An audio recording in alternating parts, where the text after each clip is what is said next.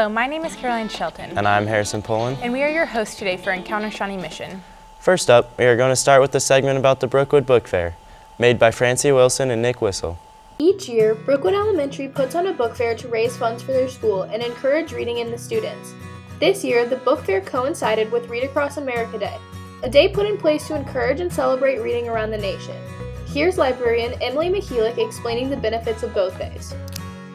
Book fair is just a way that Brookwood gets to celebrate reading. We have a school full of readers, and we've been working on being well-rounded readers with different challenges this year. We had an author visit come in a couple weeks ago. Read Across America is the day we celebrate Dr. Seuss's birthday.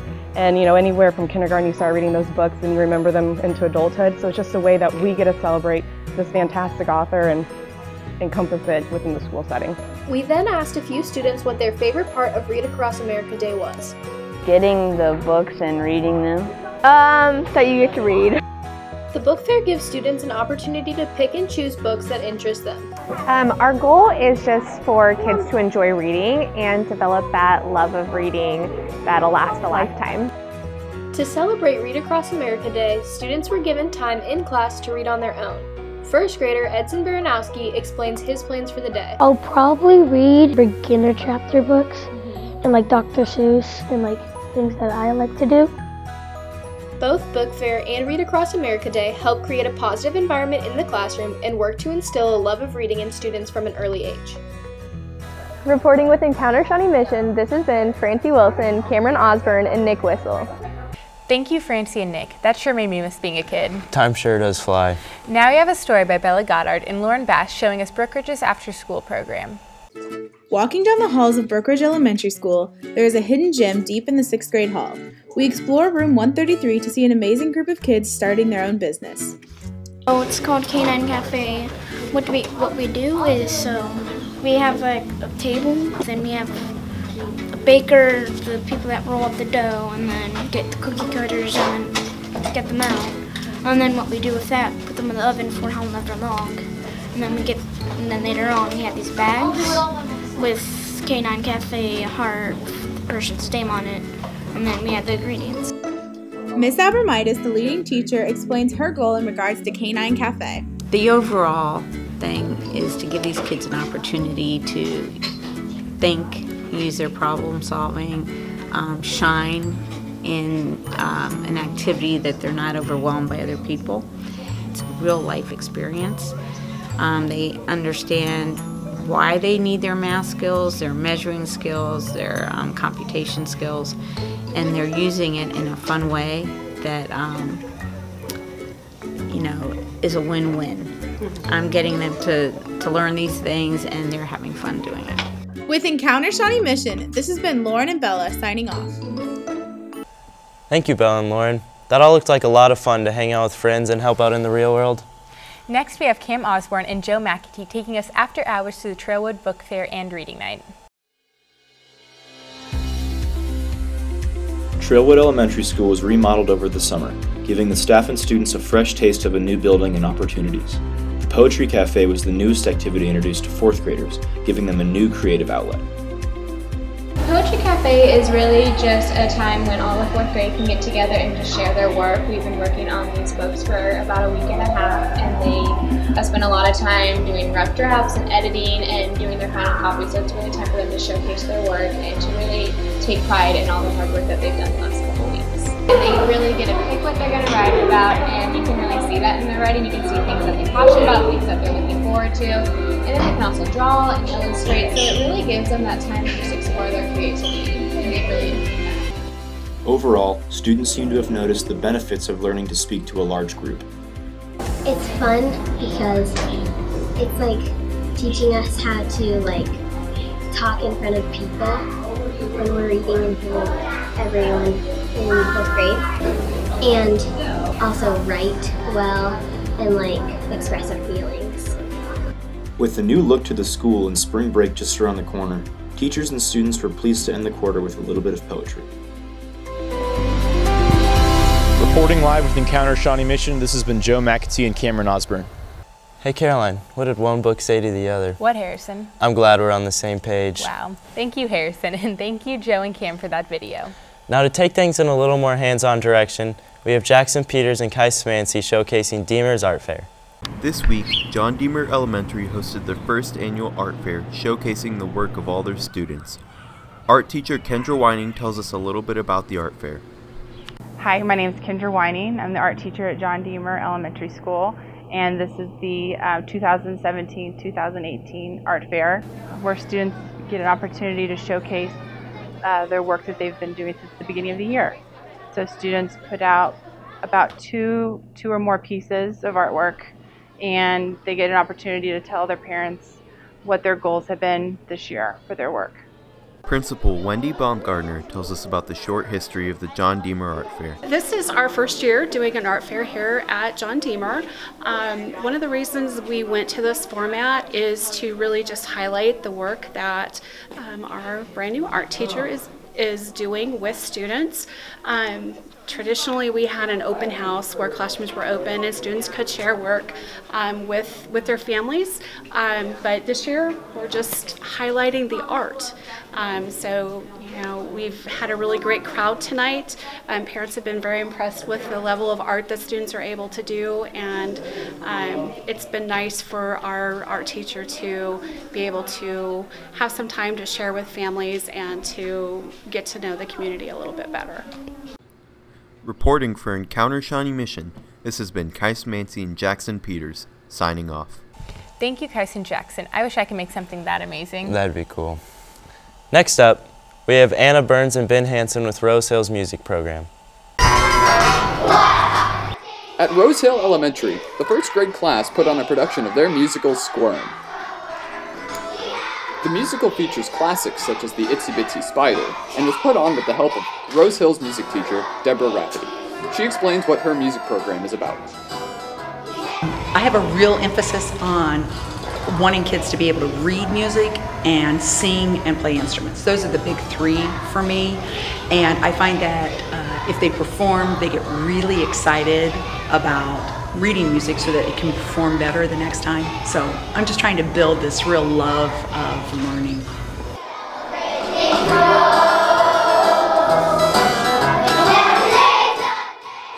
Her enthusiasm for music is shared by her students. My favorite part about music class is our teacher.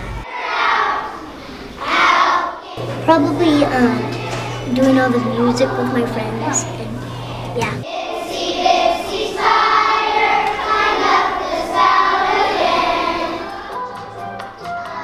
Finally, Mrs. Rafferty shares why she thinks music is important in childhood education. I also love what it does for the brain in terms of development. We have all kinds of research that says if kids are involved in reading music and participating in creating music, that their brain gets stronger. And then, of course, I love the emotional impact of music. With Encounter Shawnee Mission, this has been Ben Hansen and Anna Burns. Caroline, what do you think Beethoven's favorite fruit is? What, Harrison? Banana. Oh my, I didn't know you were so talented. Thank you, Anna and Ben. Now we have Peyton Schaefer and Samal Baluz's take on Oak Park Carpenter's STEM Night. STEM Night at Oak Park Carpenter is a hands-on night full of science, technology, engineering, and math, brought to the school by community partners. It's fun because it helps you understand more about the world around you, and yeah, teaches you to think logically. We decided to ask a few kids what their favorite part about Math and Science Night is. I like science and like the animals in there and stuff. I like to learn new things about outer space. You could just learn more stuff that you didn't learn before. It is important for these kids to get excited about STEM early to create a passion and interest which may lead to the continued learning and even a successful career in related fields. Science, what is out there, it's unbelievable. These hands-on experiments and demonstrations get the kids excited about math and science early.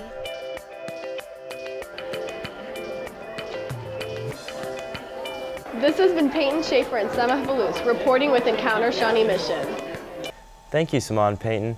What a good program for kids to be studying so early on. On the same note, we have Mara Bain and Tara Phillips showing us Indian Woods' Rube Goldberg project.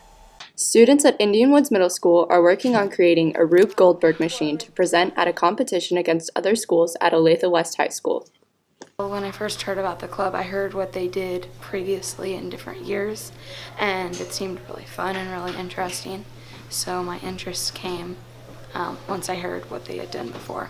My favorite part about being in the club is just building the machine. It's so much fun, and you get to see like everybody else's ideas, and we get to help each other with each other's ideas and make them better. You get to see kids that are thinking outside the box. Students are doing something a little different than they do during a regular school day. The club sponsors are Casey Reynolds and Vanessa Hannon, where it's open to 7th and 8th graders. The theme for this year's project is grocery store, and the goal is to knock down the cereal box at the end.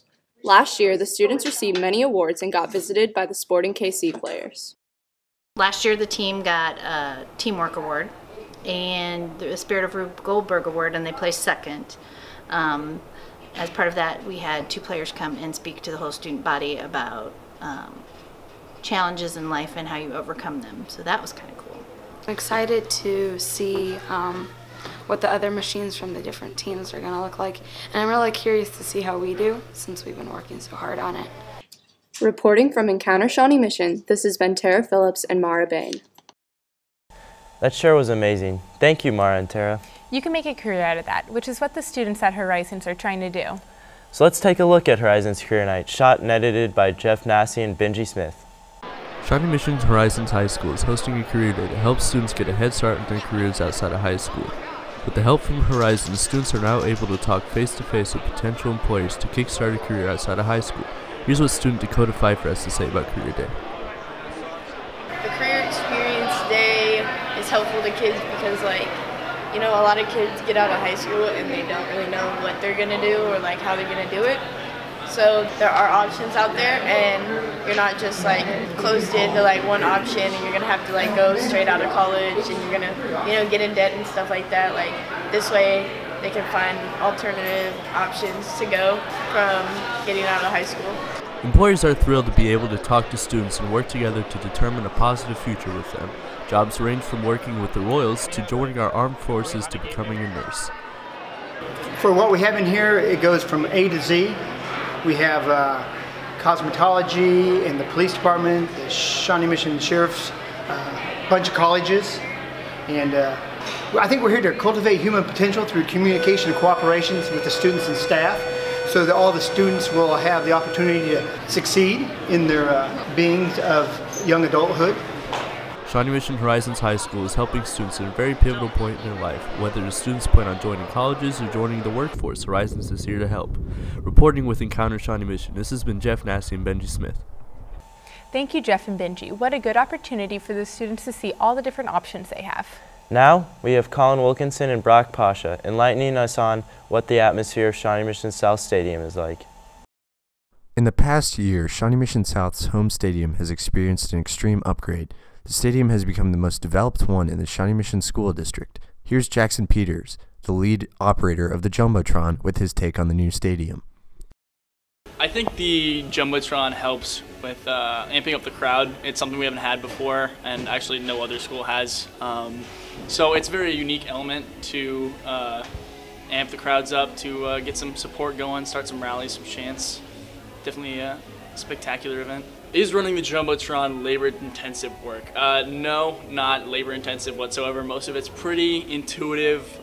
Creating things really isn't that hard once you get a hang of it. I spent maybe a couple hours learning how to run the programs, but the majority of it can be done through Photoshop, Premiere, basic photo editing softwares, and then it's just porting it to the program, and that's about it. My favorite thing about the Jumbo screen is definitely the customization. I remember there was a game first semester when Cameron Osborne scored a goal. We were playing soccer. I didn't have a head graphic for him, so I just took a big black screen and put Cam, please clap, in white Comic Sans. And it took me maybe a minute, so I just threw that up in the middle of the game. Not only has the stadium improved the environment of high school athletics, but it has also received attention from professional sports clubs. The USL soccer team, Swope Park Rangers, will use our stadium for their home games in this coming season. With Encounter Shawnee Mission, this has been Brock and Colin on the new stadium. Thank you, Colin and Brock. What a great place to go to school. From Shawnee Mission South, this has been Harrison Pullen and Caroline Shelton reporting with Encounter Shawnee Mission. Thank you for joining us.